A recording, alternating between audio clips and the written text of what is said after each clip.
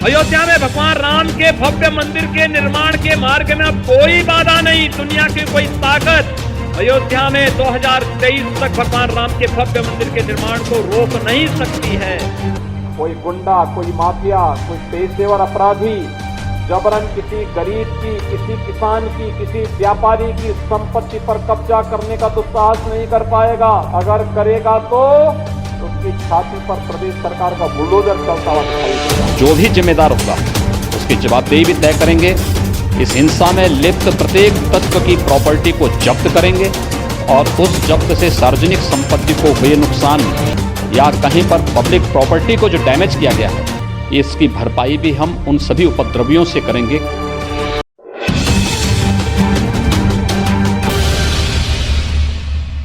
नमस्कार, मैं विक्रांत सिंह स्वागत करता हूं आप सभी का द रोस्टेड जर्नलिस्ट में। और आज हम बात करने वाले हैं दुनिया के सबसे बड़े राज्य के बारे में। यानी कि देश का तो सबसे बड़ा राज्य है ही है, दुनिया का भी सबसे बड़ा राज्य है, क्योंकि इसकी जनसंख्या इतनी है कि अमेरिका जैसे देश इसके आगे भी छोटे लग जाते हैं।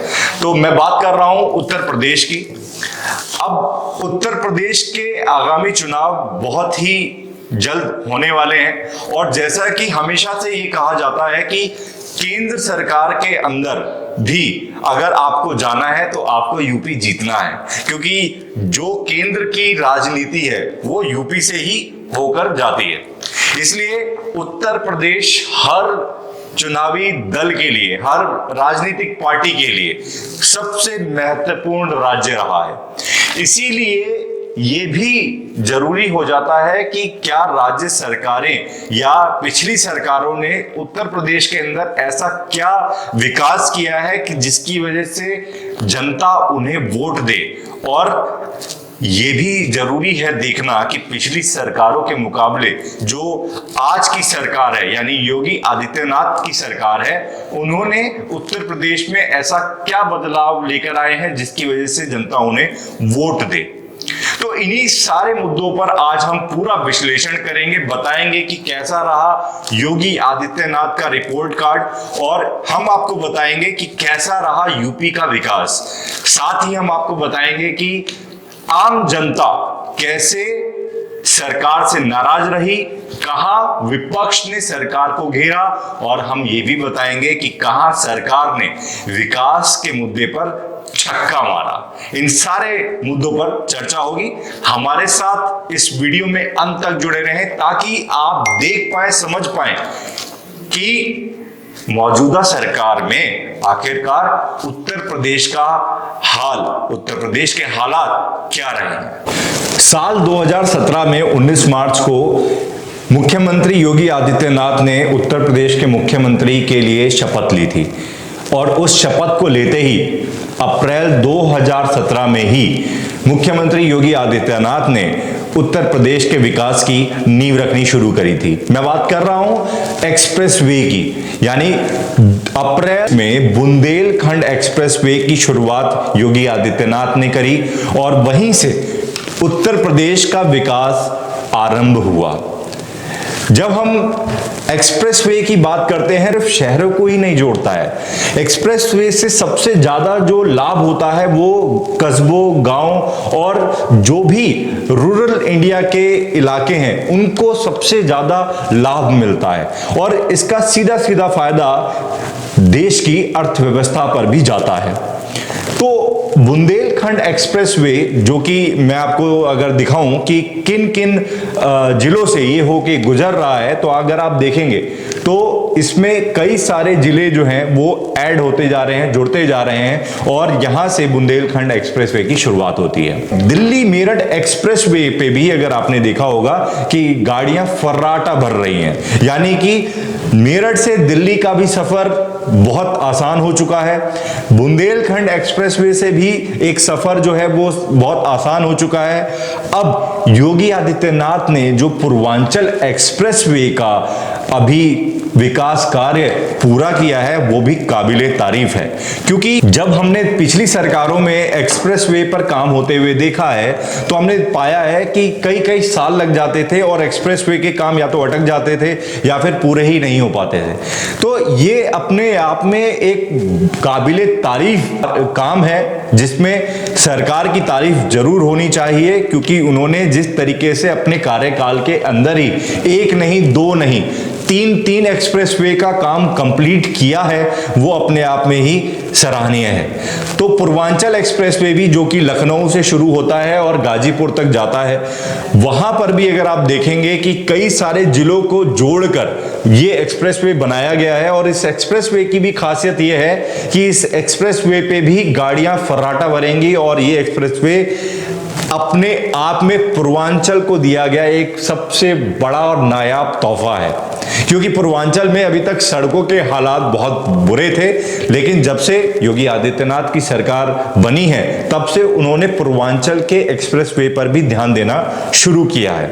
और सिर्फ पूर्वांचल एक्सप्रेसवे ही नहीं है, मैं बात करना चाहूंगा गोरखपुर लिंक एक्सप्रेसवे एक ऐसा एक्सप्रेसवे है जो गोरखपुर को और साथ ही सारे पूर्वांचल के जिलों को एक साथ जोड़ता है। और उस जोड़ में जो पूर्वांचल को मदद मिलती है, जो अर्थव्यवस्था वहां पर बेहतर होती है और जो वहां पर सड़कों के निर्माण से आम लोगों को फायदा होता है, तो पूर्वांचल एक्सप्रेसवे से जो पूर्वी उत्तर प्रदेश के इलाके हैं उनको भी जोड़ा जा रहा है। तो एक बात बिल्कुल साफ है कि पूर्व प्रधानमंत्री अटल बिहारी वाजपेयी जी ने जो सपना देखा था, उन्होंने कहा था कि पूरे भारत को, हर कस्बे को एक ऐसे एक्सप्रेसवे से जोड़ देना चाहिए जिससे उनको शहरों में और राजधानी में पहुंचने में कोई दिक्कत ना हो। क्योंकि अगर जो गांव की व्यवस्था है वो राजधानी तक सीधे पहुंचेगी तो देश की अर्थव्यवस्था वाकई में बेहतर होगी। तो ये एक्सप्रेसवे है जिन पे उत्तर प्रदेश सरकार बहुत अच्छे से काम कर रही है। साथ ही मैं आपको बता दूं कि अभी हाल ही में मेरठ जिले को भी एक बहुत बड़ा तोहफा मिला है। मैं बात कर रहा हूं गंगा एक्सप्रेसवे की। गंगा एक्सप्रेसवे एक ऐसा एक्सप्रेसवे है जो कि मेरठ से शुरू हो रहा है और सभी जिले जहां जहां से गंगा प्रवाहित होती है वहां वहां से होकर गुजर रहा है। और ये प्रयागराज यानी कि संगम, जहां पर तीनों नदी का मिलाप होता है, वहां तक ये एक्सप्रेसवे जा रहा है। इसके बीच कई सारे जिले हैं जिसमें रायबरेली से लेकर मुरादाबाद जिले भी जुड़े हुए हैं जहां पर गंगा प्रवाहित होती है।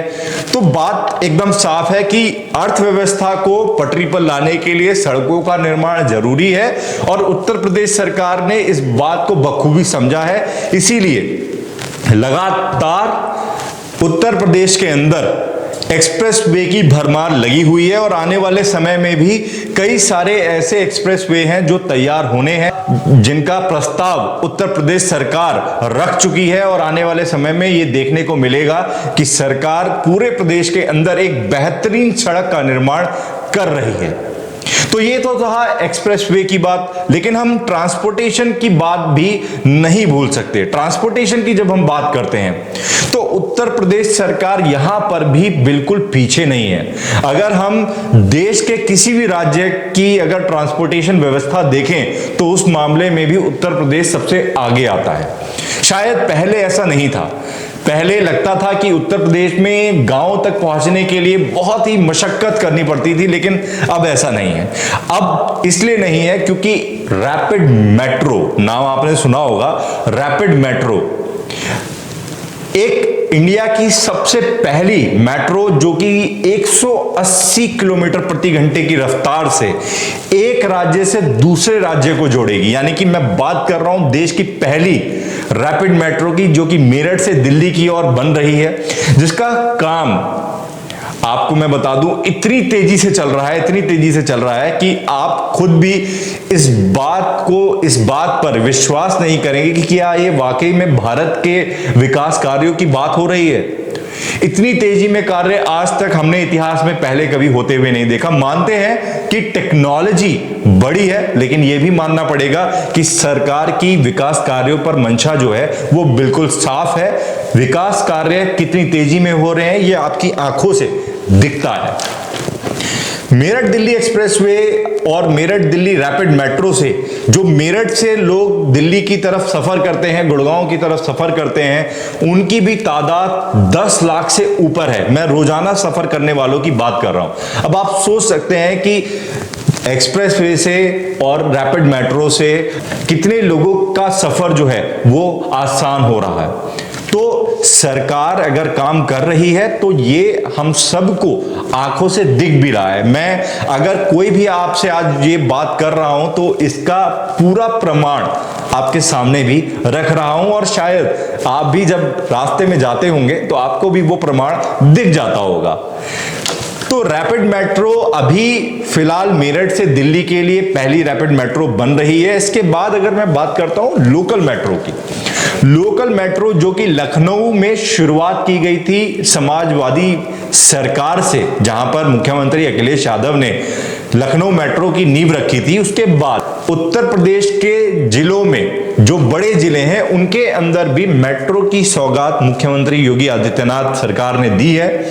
जहां पर मैं अगर बात करता हूं तो कानपुर मेट्रो का काम सबसे तेजी में चल रहा है। तो कानपुर मेट्रो का टेस्टिंग भी हो चुका है। लेकिन वहीं अगर आप देखें महाराष्ट्र सरकार में, महाराष्ट्र में मेट्रो पर काम अभी तक चल ही रहा है। मेट्रो को अभी तक किसी ने देखा ही नहीं है कि वो चल भी रही है या नहीं।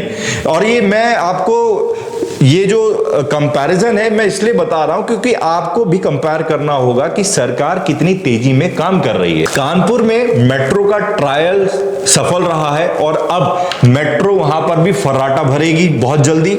साथ ही साथ मेरठ के अंदर भी लोकल मेट्रो का प्रस्ताव पारित हो चुका है और वहां पर भी लोकल मेट्रो का काम शुरू हो चुका है। आगरा में मेट्रो का काम प्रस्तावित हो चुका है और वहां पर भी काम जल्दी शुरू हो जाएगा। गोरखपुर के अंदर मेट्रो का प्रस्ताव रखा गया है और वहां पर भी जल्द काम शुरू हो जाएगा। तो ये मैं आपसे जो बात कर रहा हूं, बड़े बड़े जिलों के अंदर में मेट्रो जो है वो आने वाली है और शायद जल्द ही आपको दिखेगा कि बनारस के अंदर, जहां कहते हैं कि गलियां इतनी हैं कि पता ही नहीं लगता कि कहां से निकले कैसे जाएं, ऐसे जिले के अंदर भी मेट्रो जल्द ही आने वाली है। तो कहीं ना कहीं ये तो आपको समझ में आ ही रहा है कि विकास कार्य कितनी तेजी से चल रहा है। तो ये तो था ट्रांसपोर्टेशन की बात, जहां पर ट्रांसपोर्टेशन में हम योगी आदित्यनाथ सरकार को अपने रिपोर्ट कार्ड में 10 में से 9 नंबर जरूर देंगे। और 1 नंबर हमने इसलिए काटा है ताकि सरकार और तेजी में और गुणवत्ता के साथ इन एक्सप्रेसवे पर और इन रैपिड मेट्रो पर काम कर सके।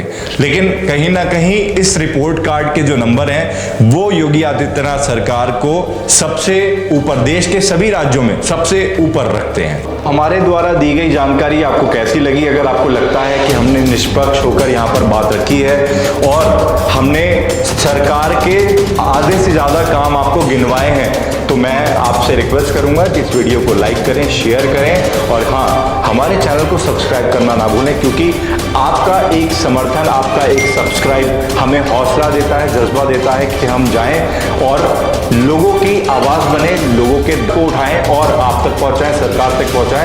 जितना समाधान लोगों को मिल सकता है उतना समाधान लोगों तक पहुंचाएं। इसी के साथ मुझे इजाज़त दीजिए।